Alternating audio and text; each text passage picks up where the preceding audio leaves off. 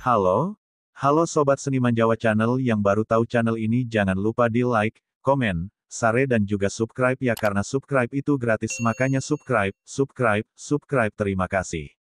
Melihat potensi line up timnas Indonesia andai seluruh skuadnya diisi oleh para pemain keturunan yang kini mentas di kompetisi Eropa. Akankah skuad Garuda bisa-bisa lolos Piala Dunia?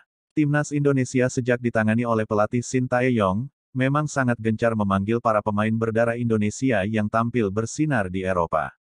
Teranyar, ada Elkan Bagot serta 4 pemain keturunan lain seperti Sandy Walsh, Ragnar Oratmangun, Mads Hilgers hingga Jordi Amat dikabarkan bakal segera bisa memperkuat timnas Indonesia. Meski di Liga 1 sudah cukup banyak pemain asing yang resmi dinaturalisasi dan menjadi WNI, namun pelatih Sintayong sempat menyebut jika dirinya hanya ingin memanggil para pemain yang memang ada darah keturunan Indonesia.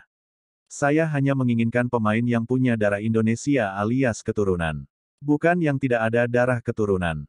Jadi bukan hanya sekedar mengubah kewarganegaraan, tetapi pemain itu harus punya darah keturunan Indonesia, ujar Sintayong dilansir dari YouTube Deddy Corbuzier, Selasa, tanggal 11 Januari tahun 2022.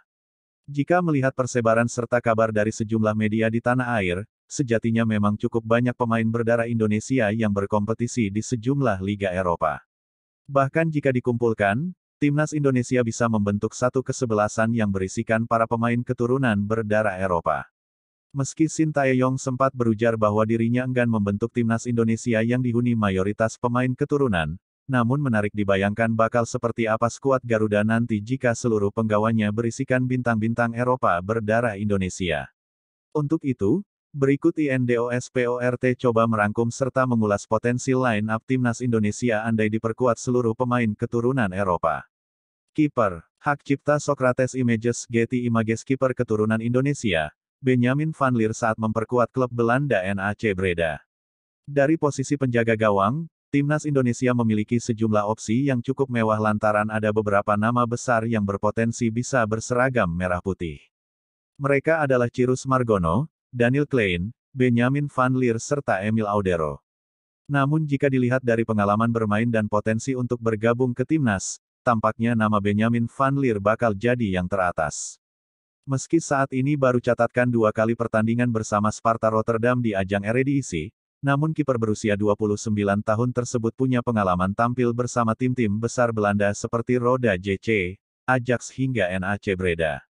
Pemain bertahan. Dengan memainkan formasi 4-3-3, maka timnas Indonesia akan menggunakan 4 pemain bertahan yang nantinya diperkuat Sain Patinama, Jordi Amat, Mads Hilgers serta Sandy Walsh. Untuk stok lini belakang, sejatinya timnas Indonesia punya banyak pilihan pemain keturunan. Selain 4 nama di atas, timnas masih memiliki Pascal Struijk, Kelvin Verdonk, Kezia Vendop serta Matthew Steenvoorden. Namun faktor statistik serta peluang memperkuat timnas Indonesia yang lebih besar, membuat Sain Patinama, Jordi Amat, Mads Hilgers serta Sandy Walsh lebih cocok membela timnas. Sain Patinama yang tampil gemilang di kasta teratas Liga Norwegia, bakal mengawal sektor wing-back kiri timnas. Sementara Sandy Walsh yang merupakan tumpuan KV Mechelen di Liga Belgia, akan menempati pos sebelah kanan. Sain Patinama yang tampil gemilang di kasta teratas Liga Norwegia, bakal mengawal sektor wing-back kiri timnas. Sementara Sandy Walsh yang merupakan tumpuan KV Mechelen di Liga Belgia, akan menempati pos sebelah kanan. Untuk sektor central defender, nama Jordi Amat dan Mads Hilgers sudah pasti bakal jadi andalan.